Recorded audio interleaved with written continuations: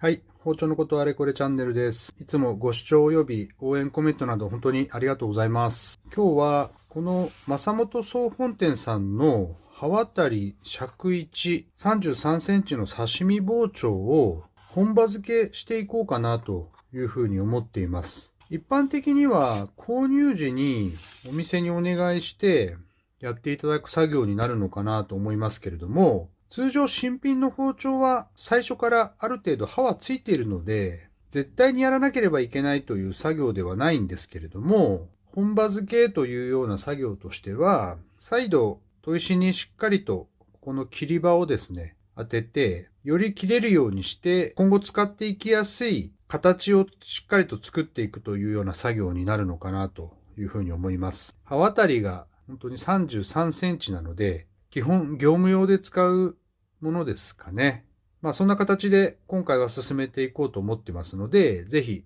最後までご視聴の方よろしくお願いいたします。ちなみに通常私のチャンネルでは包丁にまつわる研ぎや砥石のことなどをお伝えする動画を随時配信しておりますので、他にもこういった情報を伝えてほしいとかいうことがあればお気軽にコメントの方いただければと思います。また合わせてチャンネル登録の方いただけるとありがたいです。よろしくお願いいたします。はい、それでは進めていきたいなと思ってるんですけれども、まずは本当に重要なのが砥石です。新しい包丁を研いでいくのに、砥石が曲がっていたら台無しになってしまいますよね。なので、しっかりと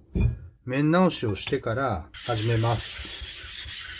今回は包丁が大きいので、少し大きめのキングの砥石1000番で、まずは切り場をピタッと当てて研いでいきたいなと思います。それから、こちらの3000番の天然砥石と、こちらの本山の浅木の天然砥石を当てて、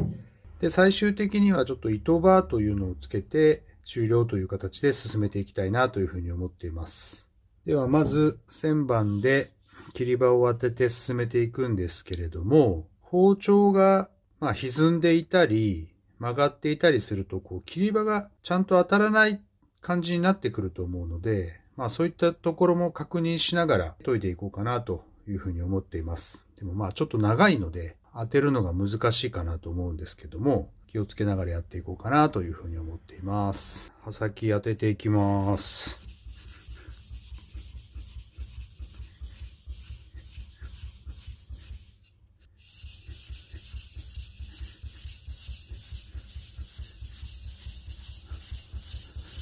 ちょっと切り場全体が当たるような感じで下の方にずらしていきながら研いでいきます。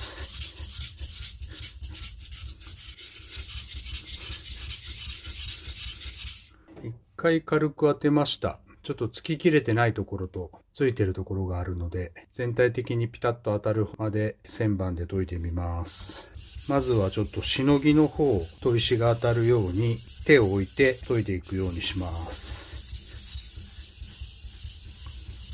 できれば砥石も全体を使いたいんですけれども、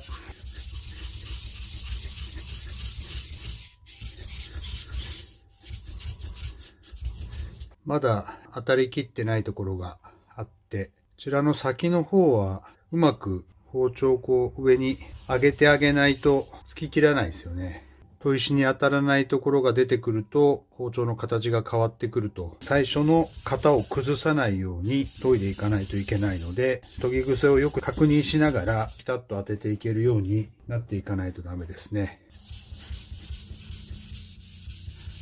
で、要所要所で砥石は少し減って曲がっていくので、面直しはまめにやっていった方がいいですね。しのぎのところは比較的綺麗に当たってる感じですね。こちらの刃元の方が当たりが鈍い感じはしますけれども、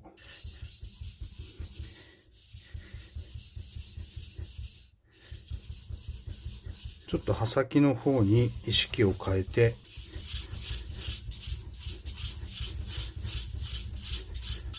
あんまり同じとこばっかり研いでいってしまうと変に形が崩れてしまうので、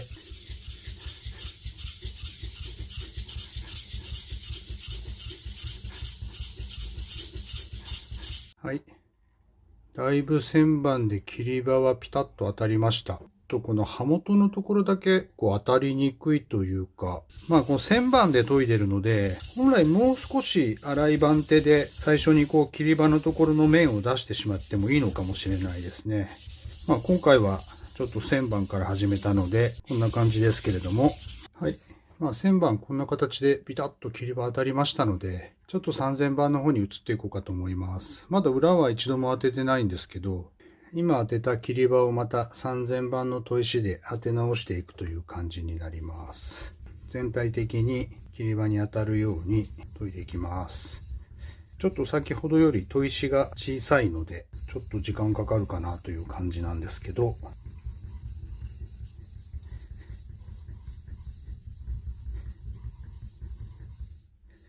余計切れなくなってしまうと困るので、ちょっと慎重にやっています。砥石も柔らかい特素が結構たくさん出ながら、うまく研げている感じですね。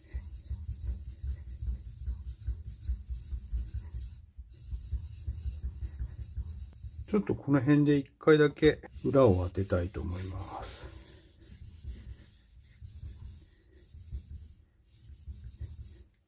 だいぶ光り方がやっぱり変わりましたね。まだちょっとしのぎのところが当たりきってないところがあるみたいなので、ちょっとこっちを意識して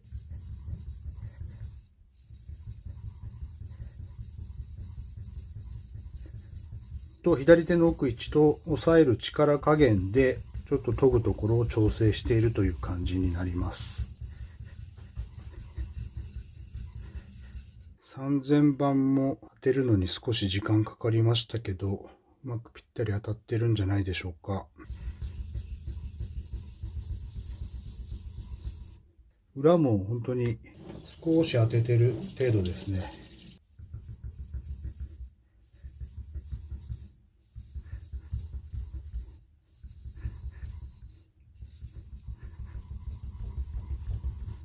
はい、じゃあこれで3000番も一応終了して、最後、アサギの天然砥石を当てたいと思います。こちらもしっかりと面直しをして平らにしています。はい、じゃあ同じように当てていきます。尺1で長い包丁なので、気長にやっていきます。あんまりこういうの焦ると良くないので、基本的には切り刃全体を当てるというようなイメージで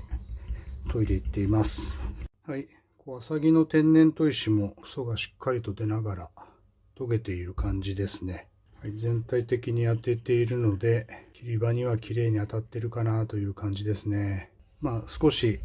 やっぱり最後に糸刃をつけてあげないと欠けてしまいそうなぐらい尖ってます。これちょっと長い包丁なので、糸刃付けちょっと難しそうな気がしてるんですけれども、変にやると刃を潰してしまう感じになるのかなと思うので、最後集中していきたいと思います。という形で、アサギの仕上げ砥石にもしっかり当てました。だいぶ軟鉄のところは曇った感じになってんですけど、鋼のところはもうビカビカですね。一応こんな形で切り刃に当てる作業は終了したので、糸刃付けをしたいなと思ってるんですけど、しっかりと砥石の面をもう一度直して平らにしてからいきたいと思います。刃先の角度を20度ぐらいにして、こういきたいんですけど、ちょっと先っぽ壁に当たりそうなので、引いて切ります。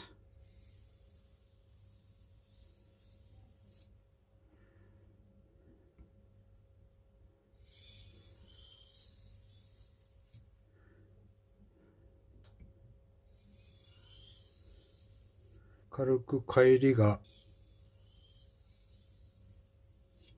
出ている感じなので、それを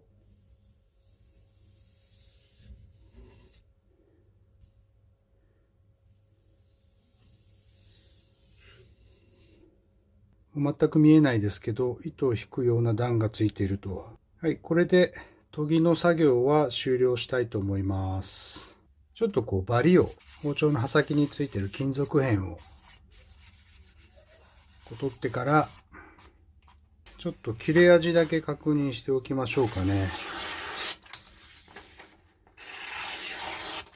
もうかなり軽い感じですね。いい感じに刃がついたと思います。以上、本日の動画はいかがだったでしょうか。なかなか実践する機会というのはないんじゃないかなというふうに思いますけれども、一応こんな形で新品の包丁を下ろすときに本刃付けというような作業をして、より良い切れ味と用途に合わせた研ぎをしながら使いやすくしていくというふうな作業があるというふうなことをお伝えさせていただきました。ということで本日は終了させていただきます。今回の動画が少しでも良いと思った方はグッドボタンとチャンネル登録の方いただけるとありがたいです。いつも最後までご視聴いただきありがとうございます。それではまた次回の動画でお会いしましょう。さよなら。